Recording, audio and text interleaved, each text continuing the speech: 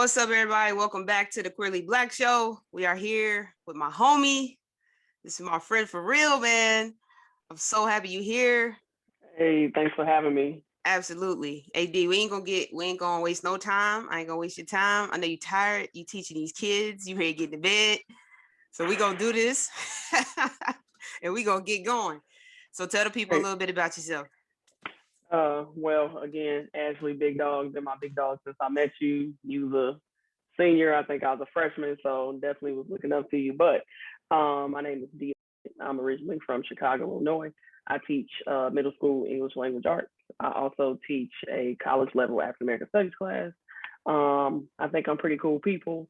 Definitely a part of the definitely part of the what they calling now the alphabet mafia. So that's the gang. All about my Black people. All about my Black people first and foremost. And yeah, that's just a little bit about me. Let's go ahead and talk about what is the alphabet mafia? Well, from what I hear, the alphabet mafia represents the LGBTQIALMNFOP group. That's no shade or anything like that. Just making a couple jokes. I like to joke here and there, but representative of our queer community. I'm definitely on Twitter, so they make jokes and give us little nicknames, and I kind of flow along with them. But that's who the alphabet mafia is, and I am a part of that group. 100%, man. Hey, if you're not having fun, what's the point of it all? You know what I'm saying? If you can't laugh, it's funny. I mean, LGBT has turned into a lot of different things. It's all in good fun, Exactly. So let's get into your coming out story. So just, let the people know how you became Dia, a part of the alphabet mafia. So I wish I didn't have a coming out story because it's something that I think is just definitely archaic. Needs to be obsolete. Let's go ahead and obliterate that completely because I definitely exist the same way anybody else does. I shouldn't have to proclaim that. However, because I am a 90s baby, we did not come into the life where everyone is so, much more understanding and open about the community. So, my coming out story was pretty low key. I think I was about 15 or something like that. Was at my dad's house in Philly. Like I said, I'm from Chicago, live in Chicago currently. And I went to my dad's house and I decided to write my mom a letter, mailed it to her, waited for her to receive it, where I was telling her this is who I am. I finally know this about myself and accepted it. She received the letter, did not give me any response or feedback on the letter for a few weeks, extended my stay at my father's house because she couldn't quite, I guess, come to terms with it. I'm pretty unclear. It's not something that I hold near and dear in my memory. So it's definitely back there in the crevices. I don't remember a lot of details, but the first thing she said to me was, well, that's who you are. I just still want you to be a good person, which of course now I problematize that language because I was a good person before you knew that information. I'm a good person after it. But again, my mom was born in the 50s. So her viewpoint on certain things is a little skewed. I don't charge it to her heart, just to her head and her experience in life.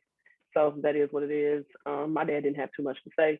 My dad is also a member of the alphabet mafia. So if he did have something to say, that would be quite weird. But people throw you curveballs here and there. But all my friends were definitely welcoming. I was in a glass closet, so they were not surprised at all. They were like, I'm glad you're finally being yourself, because I went from, trying to fit in with the other girls in my surrounding space, and that didn't last long. And once I finally showed up to a little kickback or something we had, dressed in more masculine clothing, everybody was like, oh, great. Glad we all finally arrived on the same page. So, yeah, that was pretty much my coming out story, and never looked back. And everything was smooth sailing after that, for the most part. Yeah, I think it's interesting because you, like me, you present more masculine. And so a lot of times it kind of goes both ways. I think sometimes there's an assumption that like there's certain people we think no. And then there's certain people who are like, I had no idea. I just thought you were a tomboy. Right. And so right. Back to the notion of like a glass closet. It's like everybody can see you. You just in there, exactly. Like you just hanging out in there. Figure it out myself. Right. So that concept of just like people not really some people not just accepting it, and then some people like knowing and saying, oh, like I'm glad you came out. So then, obviously we went to Howard together. And so talk about your experience there in terms of both being in LGBT groups, but then also you were studying African American studies, which is interesting because, you know, African American culture, we have our own viewpoints of the LGBT community. And so there's trying to make that connection. Talk about your experience with that. So Howard was actually a very welcoming place for me. I think when I got to Howard, I felt the most free that I had ever felt in my experience, because in my later high school years, I was definitely the kid that was leaving out the house in one outfit and changing in the car into something that fit more of my personality, definitely more masculine, you know, the cargo pants and whatever, what have you. So once I got to Howard, I just felt like, oh, these are my people. No one was really giving me any negative feedback or deterrent to who I was. I actually at Howard, you know, we have the org fair, the organization fair, like during freshman week, where you walk around, you get to pick out whatever organizations you're going to be in. And the first one that caught my eye was flag football, where I met my big dog Ashley. Yes, sir. But right next to the flag football table was Howard's LGBT group, which is the oldest standing LGBT group on any HBCU campus. And I was like, oh, this is an opportunity for me to not only be involved in the sports I want to be involved in, but also be openly who I am. So I quickly joined it. Excuse me, some dry air in here. I quickly joined that LGBT group and later ended up becoming president of that LGBT group that is known as Cascade. So my Howard experience as far as being out, being open was honestly a big growth area for me. It was beautiful. It was transformative, and I appreciate it. Honestly, I was around so many people who had like interests. I realized that I was not the only one, because in high school I kind of felt like the oddball out. It was a couple people here and there, but Howard really opened my eyes to know that it's not just me. I'm not a black sheep.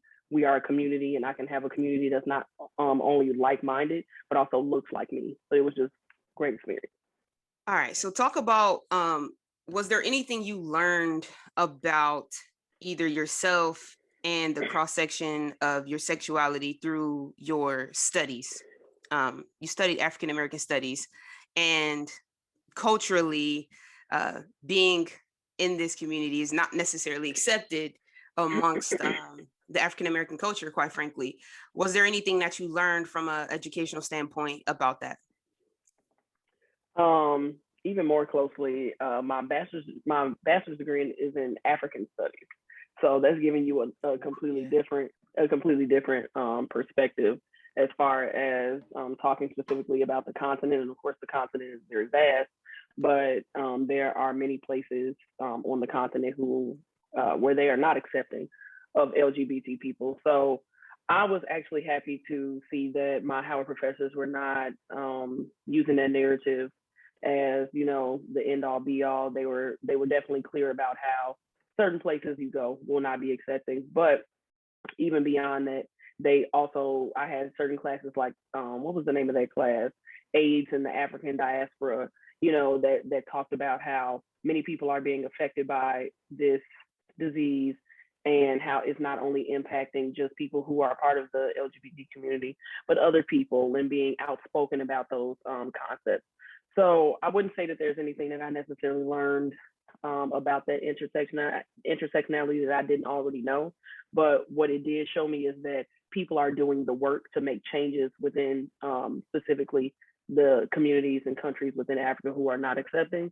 And when I got to grad school, I was able to actually study abroad in South Africa, where they have a very large Black LGBT community. So it was marvelous to be able to see that and not just stick to the narrative of, you know, everywhere across the continent, you will be condemned if you are LGBT, even though that is still a reality. Yeah. It's not everywhere. It's not a monolith. So I was happy to be able to learn that, because as an American, sometimes our view on the continent is skewed and is only seen in the media. Yeah, no, for sure. And I think that's, I think people are going to be interested to find that out, because there are places that when you are, you know, in the queer community, you tend to shy away from because of your fear of, consequences just because of your sexual orientation. So it's nice to learn about those things, prior to traveling and exploring different places. So that's good to know. Mm-hmm. I think a common theme about your journey, something that's always been interesting to me, is you occupy a lot of spaces where you don't traditionally find uh queer people, which I think is awesome, because that's the only way to normalize it, is to for us to exist in a lot of different places and for people to see a lot of different versions of what we look like. So you're in a Divine Nine organization, and I think, as it relates to that, I want to just understand and help people who are in the queer community and who may have that interest, but have whatever thoughts in their mind about the journey or why it may or may not be an option. Talk about your own journey as much as you can, Mm-hmm. of course, about being in a Divine Nine organization. So I do love that you bring that up, because I'm a big talker. I love to discuss intersectionality in that way, about how I'm not just Black, I'm also gay, I'm also a woman, and then it's to add in, the fourth marker of I'm also masculine presenting. So I will be honest about my journey into my organization. I was hesitant, just like anybody else would be. I was fearful. I was nervous that I wouldn't be accepted for who I am. But I just want to give a huge, shout out to my mom. She can't hear this, but she instilled something in me that I will never let go of, which is to always show up as yourself. No matter where you go, no matter what you're doing, you can't be anybody but who you are, because you'll just be traveling in the same lie, trying to keep it up and trying to maintain somebody that you're not. And the easiest thing for you to do is be yourself. And that's all I can do. And when I feel my best, I am being myself. And when I show up as myself and as my best, I perform the best. So I was able to, shine through, not just with my resume, not just with my efforts, but just as being who I am. And I think that that's what led me through my journey and has helped me in so many other spaces, just being who I am. Yeah. And so have you faced any adversity at all being in your organization in any of the spaces at all? Mm-hmm. Or do you feel like people can feel like, look, if this is something you want to do, with that mindset of, show up as yourself, be authentic, be real, you can do anything. Mm-hmm. I think something that I just want to point out is that I faced much more acceptance than I did adversity. And I think that that's more important to highlight. I think anywhere you go, you're going to face adversity. The world is already inherently anti-Black. The world is often, anti-gay, especially when you're Black. So when you show up into spaces, you're not going to always meet someone who is fulfilled enough in their own journey and their own perspective to understand or acknowledge or accept who you are. And I think going into it with that mindset and understanding that I'm not here to change everyone's mind, but I am here to authentically be myself. I don't even let that adversity, stay in my mind. It rolls off my back. So again, for me, of course there was adversity, just like any other space that you were going to occupy. But the acceptance was overwhelming from the majority of people, and not just, as a whole.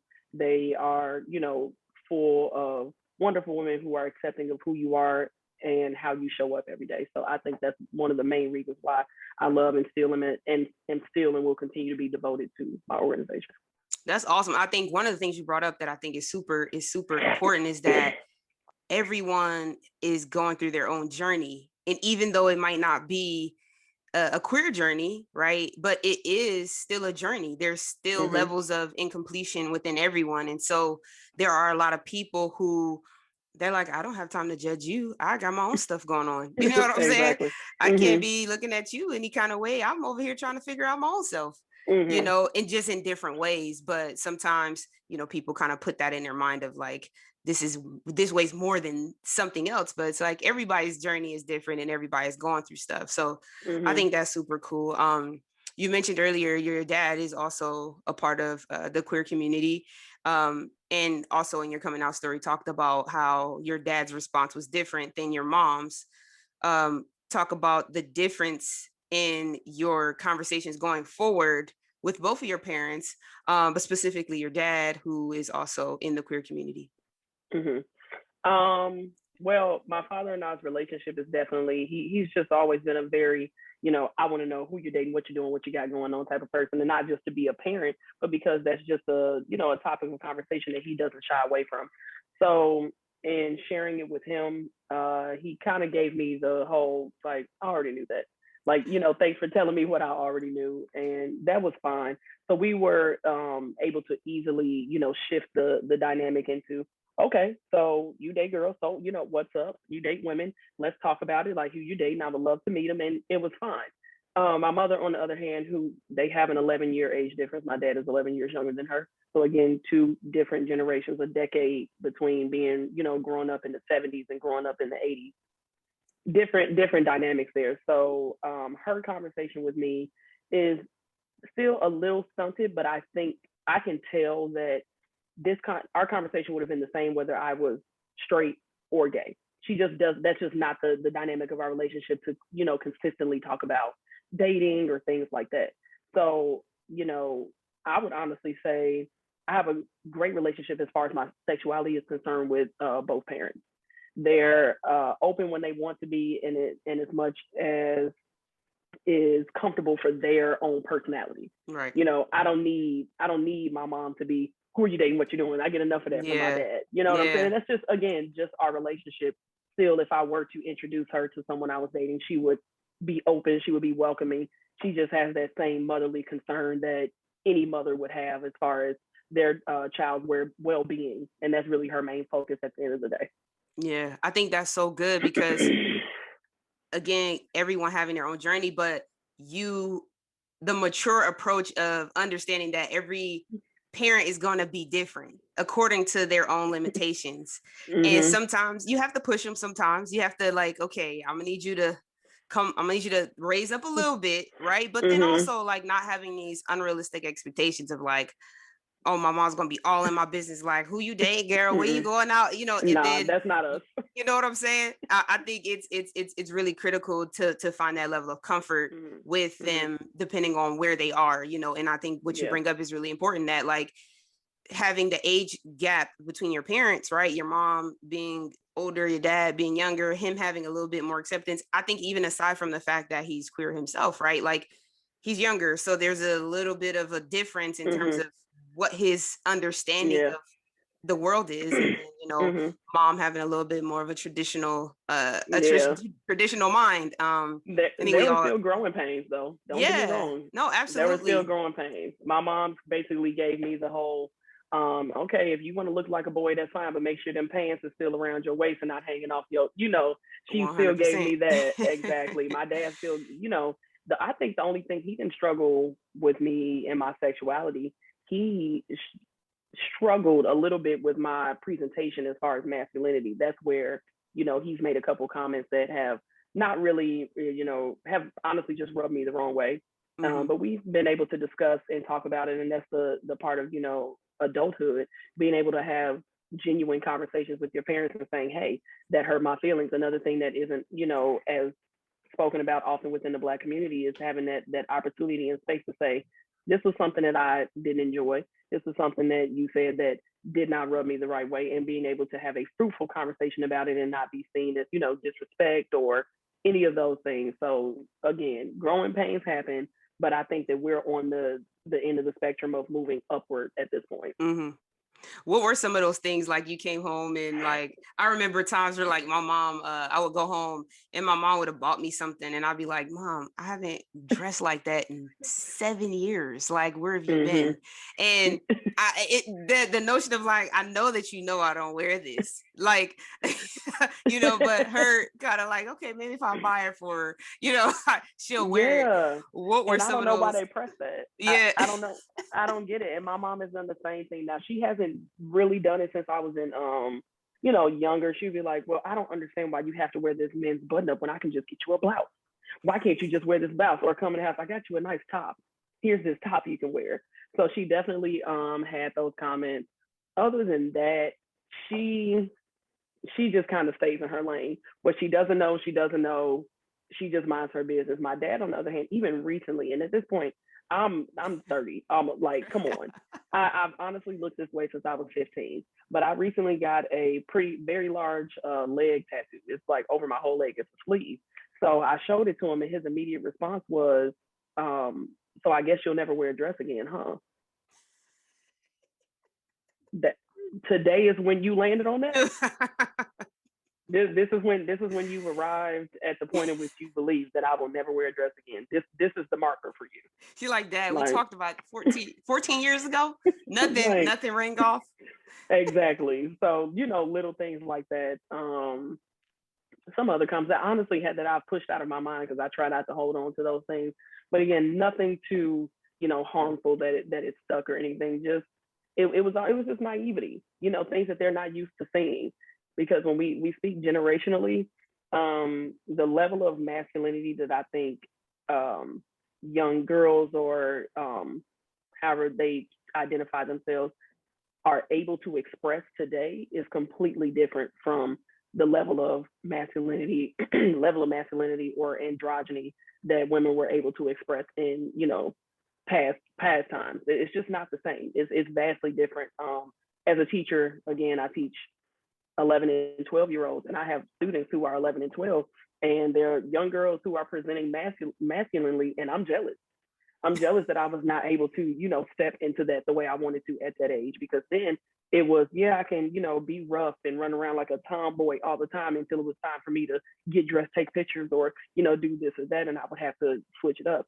They're able to fully express themselves in the way that they want to, in, ways that we just weren't able to, or just did not even have the language, thoughts, or images or representation to be able to do that. So I'm, happy to be on the side of being that representation at this time. So yeah, no, it's amazing to see. I think because so much of it now, as we get older, we understand that not having to be able not be able to express yourself and not have that understanding so young, and as you're growing up, it plays on your mental health. And I talked to another person who was talking about the journey of like their mental health journey and how it affected them other ways, like aside from your sexuality, like forget that, but like talk about me as a person, right? Like my life.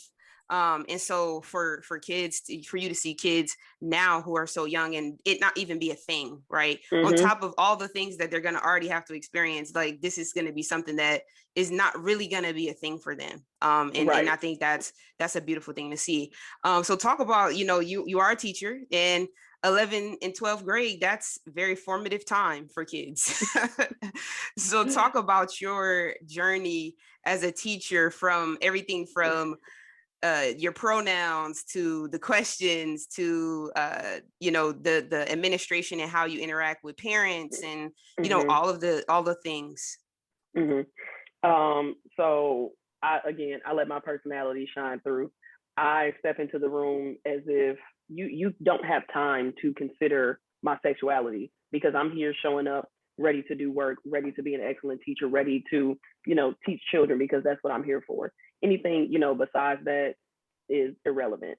I'm also fortunate enough to be in a school and academic space where I work, where everyone is like overwhelmingly accepting. Like I work on the 3rd floor, and you walk down the hallway, we have a huge bulletin board that has a large pride flag on it. So it's something that we advocate for in my space. As far as kids are concerned, again, 6th graders. So we're talking about like breathe, dear, breathe. We're talking about 11 and 12-year-olds. I have half my students have not turned 12 yet. So we're talking about the babies. But we also have to consider, in today's generation, they have so much access to things that I didn't even get to touch or think about until high school. So we're, the TikTok and the social media and the Snapchat and everything. So they know a lot more terms that I'm actually surprised that they do know. They advocate for something more than I was. Sometimes they overwhelm me. Sometimes they take me aback. But this is my first year teaching at this school for a full year. And on day 2, kids were, Miss Bennett, are you a part of the LGBTQ community? Damn, I just got here. But I was happy to answer that. Like, yes, I am, because I don't want them to associate shame or fear with me saying, yes, I am gay. That's fine. And they're also more accepting than people give them credit for. I said, yes, I am gay. And they're like, oh, okay, cool. Or they just I keep get going. They honestly, so what time is recess? They move on very quickly. I also have a few who respond and say, oh, me too, and laugh and snicker, and that's fine. I leave that where it is, because I don't deal. It's a conversation for your parents. That's not for me to talk to you about. Exactly. Like, I don't want no problems. I work for a public school. Like, let's not even no picket signs outside of this school based on me with my face on it. No, we're not doing that.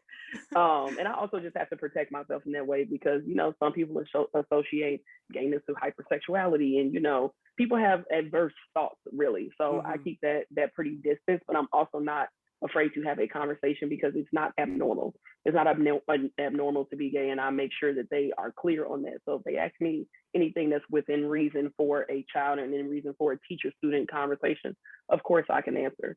They're funny, trust me. Some of their responses and questions are hilarious, to say the least, but they don't have too much to say. They know it, they see it, and again, they have a lot more representation than we used to have.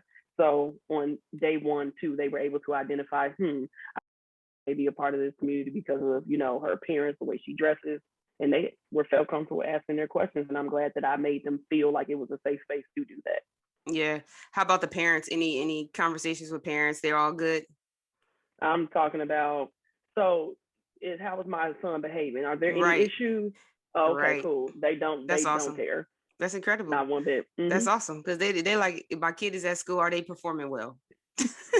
and I'm just happy to see that shift, because of course that there are still some people out there who have completely just outdated, outlandish opinions, but I'm thankful to say I don't hear or see too much of that. Like I said, we're a very affirming school in all spaces.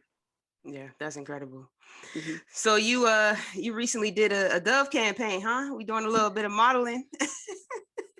Just redefining beauty, okay? Just a little something. Just a little bit, talk a little bit about that opportunity. So bringing it back, one of my line sisters happens to also be one of my closest friends. We became friends before we became line sisters, so it seems to be destined in that way. But she actually works very closely in marketing.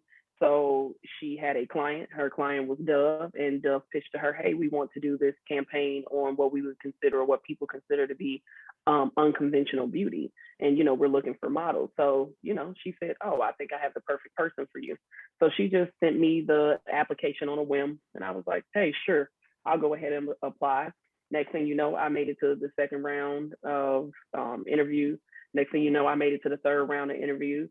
Next thing you know, I had a photographer coming to Chicago to shoot me in my family's house, which has been in our family for over 40 years. So she shot some beautiful photos there. Then next thing you know, she's calling me to say, hey, I need to come back in a week. They want us to take photos of you when you're playing flag football. Can we take photos of you as you're being a teacher? So they were just telling me, hey, we love these photos. Not only that, we love the way that you are representing yourself, like you said earlier, Ashley, in all these spaces where you just aren't used to, I guess, seeing someone who presents in the way that I do. And then that turned into, hey, we also want to feature you in Cosmopolitan. So not only was I featured in Dove, I was also in Cosmopolitan magazine in April.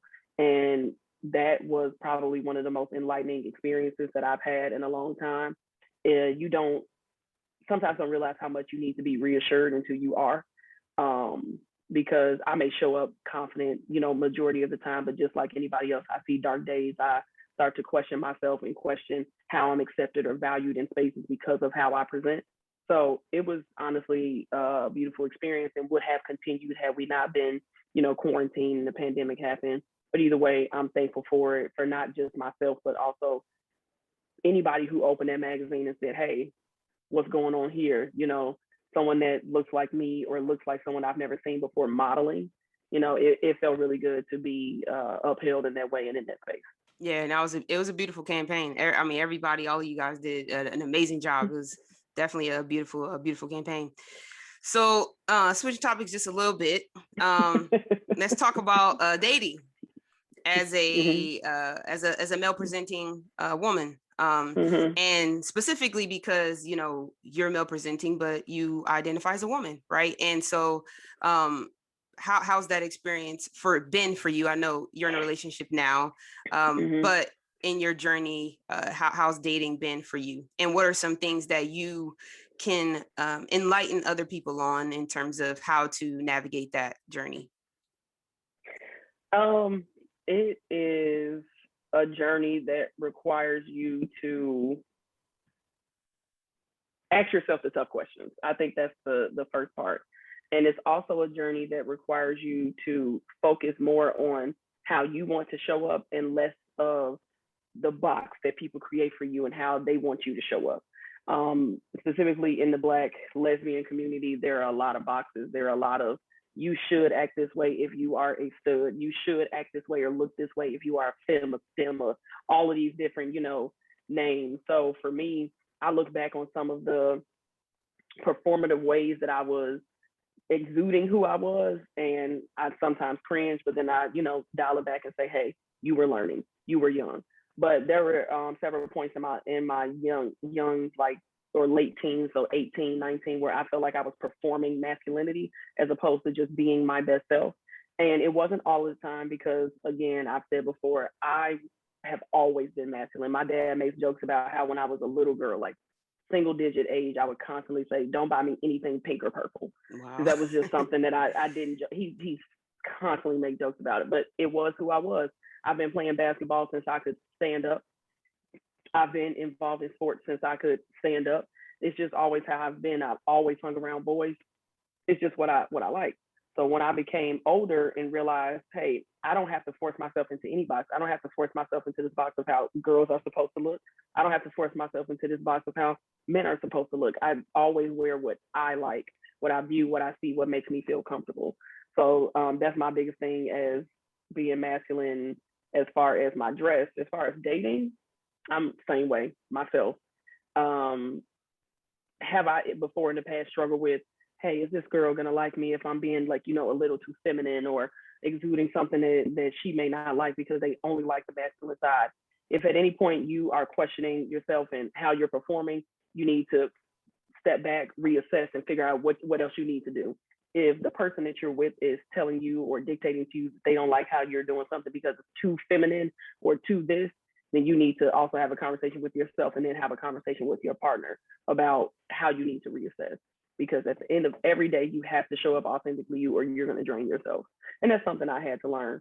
Um, do I typically, not even typically, do I only date feminine presenting women? Yes, but that's not because that's what I'm supposed to do, it's because that's who I'm attracted to. That's always been, my direction, my speeds, my go-to, and that just is what it is. But that's what I like. I can't dictate what anybody else likes. I just know where, what my ballpark is and what's in my wheelhouse. Yeah, no, that's really good. So the one thing that you would um tell young girls that are going through the same journey, or even older women, Mm-hmm. is be yourself. Take your time. Like, Mhm. try different things out. Don't just cancel something out just because you think, oh, I can't do that. I'm a stud, or I can't do that. I'm too hard. Do whatever it is that you want to do. Mhm. Don't knock it till you try it. That's how I feel about almost everything. Now, some things you may not really like. Like me personally, I don't like boys. Right. I'm good. You know what I'm saying? And there are some things you can just do without. But as far as like switching up styles, switching up the way you dress, or even maybe if you want to consider dating somebody who's not necessarily in the realm of what you usually go for, try that too. So I think that's the biggest tip I can give to anybody: be yourself and don't knock it till you try it. That's awesome. Good, man. So we're at the end of the show, man. Is there Oh dang. any parting advice, parting notes for a young girl that's out there, young guy, transgender individual that's on their own journey and struggling, and you want to help them out? Anything that you would share with them? Yeah. Create your family or your village, especially if you're someone who's maybe been outcasted by the people who are your kinfolk, your blood relatives. Venture out. You got to use the internet for some, great good. If you see someone on, some page or something you follow, reach out to a community. make your own community. I think that my village at Howard was transformative for me. We may not all be as tight as we were when we were in undergrad because people change and shift and things grow, but that village helped me a lot more than I give credit to. And even when I moved into finding my own village later, I still owe a lot of thanks to my formative years and that those people who were surround me, because they were like-minded. They understood me. I wasn't trying to constantly explain myself to my straight friend and help them understand what's happening in the gay world. You really need allies, and by allies I mean ones that are able to be empathetic and sympathetic. So find your village, hold on tight, don't be afraid to ask questions, and don't be afraid to try new things. Just be you. Yeah, that's good. That's good, man. All right, y'all. This is it, man. Thank y'all for tuning in to another episode of the Queerly Blax Show. I'm your host, Ashley, and I'll catch y'all on the next one.